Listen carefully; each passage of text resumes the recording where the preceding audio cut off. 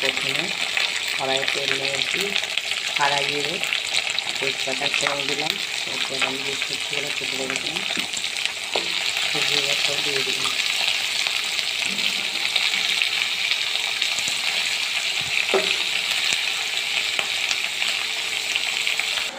এদিকে আমি একটা মশলা বানিয়ে নেব, পোস্ত, মগজদানা আর কাজু দিয়ে একটা পেস্ট বানিয়ে নেব।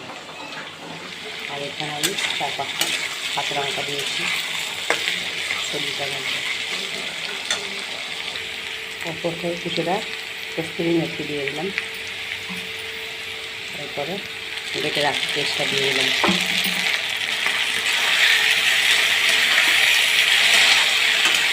ভালো করে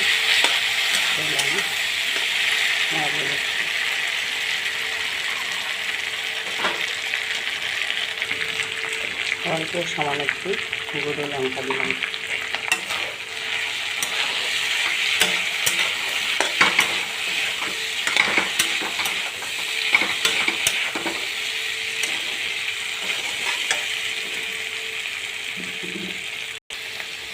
জল দিলাম।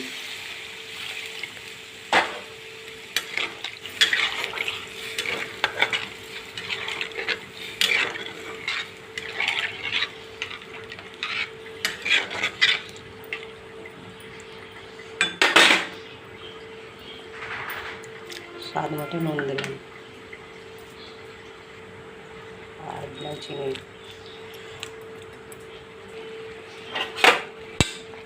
আমি এখানে উপর থেকে রাজমা দিয়েছি কটা,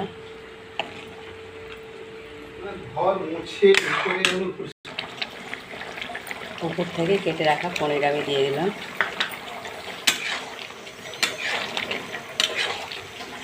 পনিরের সবজি আর দিয়ে দিলাম অল্প গরম মশলা, উপর থেকে মিট মশলা।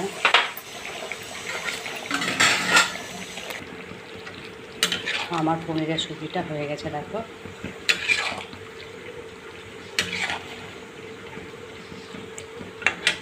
উপর থেকে আমি রাওয়া ঘি দিয়ে দেবো।